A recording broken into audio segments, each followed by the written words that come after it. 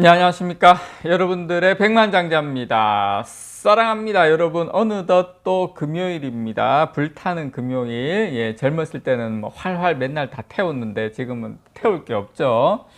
자, 오늘 재밌는 소식입니다. 자, EU에서 빅테크 기업들에 대한 규제를 하는데 원래 7개 기업, 삼성도 포함된 7개 기업이 들어갔는데 삼성만 쏙 피했다. 예, 삼성만 혼자 쏙 빠졌어요. 그래서 유럽 시장에서 반사 이익에 대한 기대감이 커지고 있는데 그 소식 외신에서 나온 소식인데요. 여러분께 전달을 좀 드릴 거고요. 자, 그 전에 요것만 좀 살짝 보고 가도록 하겠습니다, 여러분. 자, 딱 보시면 앞에 게 이게 무슨 색깔입니까? 이게 하여튼 뭐 밤색이라고 해야 되나? 앞에 게 8월 달이고 외국인들 순매수 추입니다. 8월 달이고 9월 달이 빨간색입니다. 이번 달. 예, 외국인들의 이 태세 전환이 확 보이죠, 그냥. 예.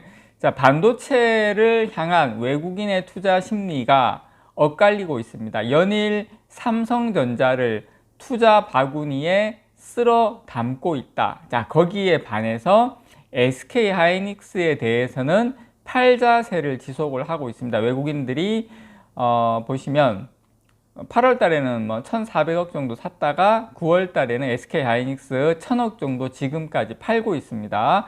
반면에 삼성전자는 1조 원 넘게 순매수를 하고 있다. 그래서 SK하이닉스의 주가를 견인한 이제 그 전에 견인한 건 우리만 했죠. SK하이닉스만 했던 이 HBM3 여기에 대한 기대감이 이제 삼성전자로 옮겨간 것이다라고 이렇게 판단을 내릴 수가 있는데요.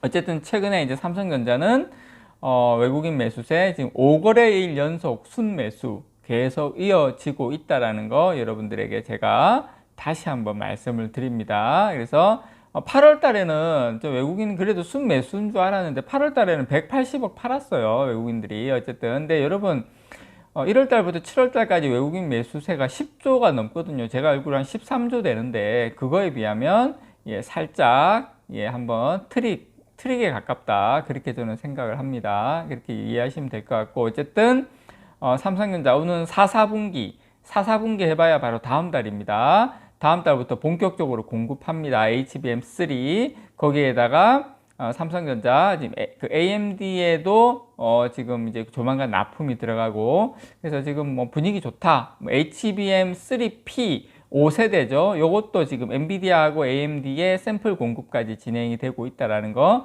제가 또 한번 요 부분 제일 중요한 부분이니까 한번 짚고 넘어갑니다.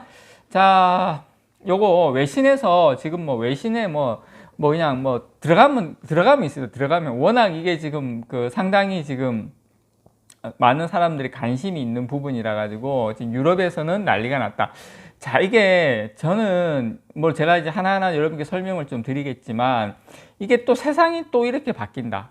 이게 유럽 EU에서 이 빅테크가 영원할 것 같은 빅테크였는데 이제 본격적으로 이제 규제가 시작이 되는구나. 예, 강력한 규제입니다. 그냥 규제가 아니라. 근데 삼성전자만 쏙 빠졌어요. 참 대단한 삼성입니다. 왜 빠졌는지 뭐 제가 한번 하나하나 좀 가보도록 하겠습니다. 일단 이 신종 코로나 바이러스 감염증으로 이 팬데믹이죠. 이제 글로벌 빅테크 이 기업들의 매서운 성장세를 가져왔습니다. 예.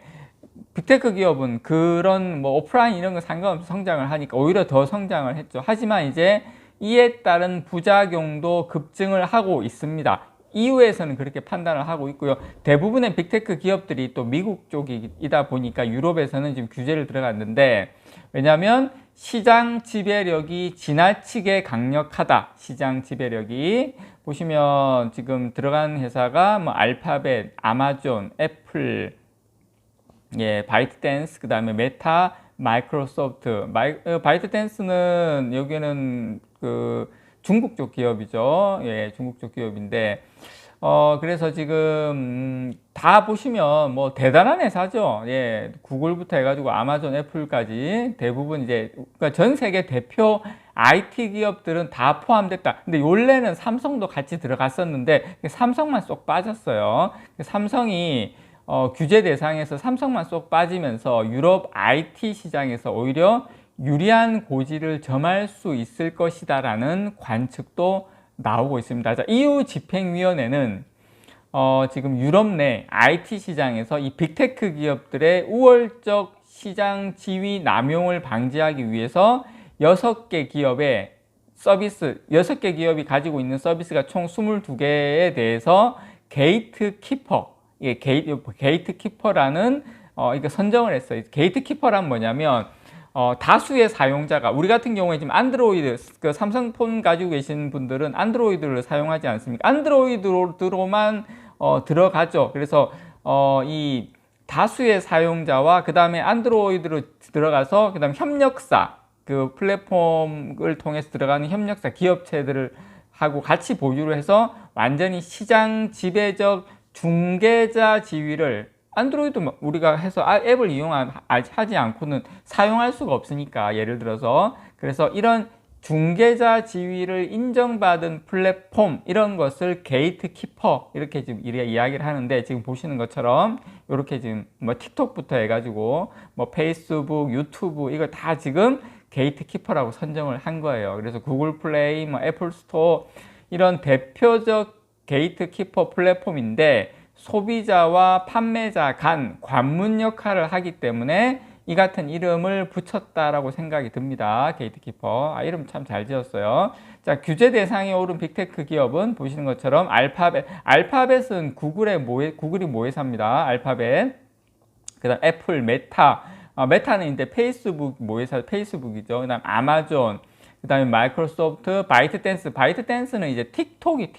그렇게 틱톡이 텐센트 겁니까? 그렇게 저는 알고 있는데, 그래서 EU 집행위원회는 이 회사들이 제공하는 이 SNS, 그 다음에 앱스토어, 그 다음에 OS 운영체제, 이런 22개 주요 서비스를 규제 대상으로 지정을 했어요. 어떻게 보면 이렇게 되면 삼성전자 같은 이 하드웨어 기업은 상당한 기회가 열릴 수도 있다라고 생각이 듭니다. 그래서 이번 규제 기업 확정은 지난 7월 각 기업에 통보한 이후에 45일간 논의를 지금 거쳐가지고 확정이 된 겁니다. 참고로 이제 결정이 난 거예요.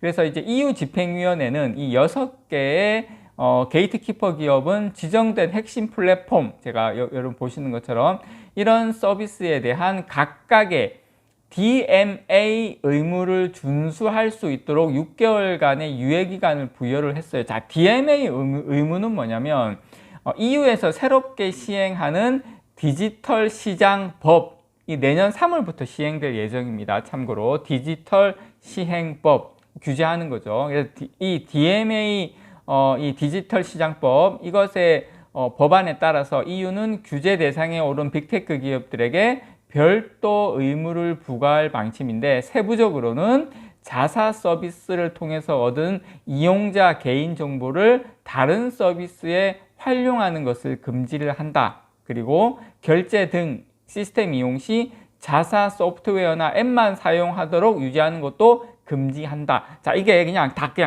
무슨 말인지 모르겠어요. 병장님, 뭐야 이렇게 생각할 수가 있는데, 그냥 예를 들어서 삼성전자가 우리가 쓰는 이 앱만 구글 앱 스토어만 쓰는 게 아니라 다른 앱도 쓸 수 있게끔, 그래서 삼성이 앱을 또 만들고 같이 호용해서 쓸 수 있게끔 어떤 형태로든 간에 삼성전자도 같이 이렇게 사용이 가능하게끔, 어떤 형태로 나올지는 개발될지는 모르겠지만 분명한 것은 삼성에도 기회가 열릴 수도 있다는 겁니다. 이 소프트웨어 쪽에서 삼성이 하드웨어는 강한데 소프트웨어가 약했지 않습니까? 이거를 독점을 더 이상 인정을 못하겠다.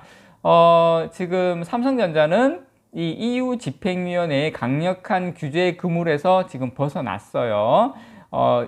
지금 자진 신고했던 7개 빅테크 전 세계 기업 중에 규제를 벗어난 것은 삼성전자만 벗어났습니다. 그래서 삼성전자를 EU에서는 플랫폼 기업보다는 이 하드웨어 제조 기업으로 봤다라고 이런 분석이 나오고 있는데, 삼성전자의 경우에 스마트폰용 삼성 인터넷하고 운영체제 이런 서비스를 제공을 하고 있지만, 다른 빅테크 기업에 비해서는 좀 강력하지 않다 이렇게 평가를 하고 있는 것 같아요. 오히려 저는 이게 반대로 생각을 하면 기회가 될 수도 있다라고 생각을 합니다. 그래서 삼성전자 사실은 뭐 유럽에서 하고 있는 게 스마트폰, TV, 전자기기, 뭐 가전제품, 메모리 반도체 워낙 많이 하다 보니까 뭐 그런 쪽에 생각을 하고 있는 것 같은데, 어쨌든 이렇게 보시는 것처럼 뭐 구글, 안드로이드, 그다음에 iOS, 애플 거, 그다음에 삼성 0.38%다, 그죠? 그래서 요런 이제 독점 시장에서 조금 더 이렇게 좀 이렇게 여러 업체가 같이 할 수 있는 그런 시장 구도로 향후에 좀 열릴 수도 있다라는 거 여러분들에게 말씀을 좀 드립니다. 이상 여러분들의 백만장자였습니다. 사랑합니다, 여러분.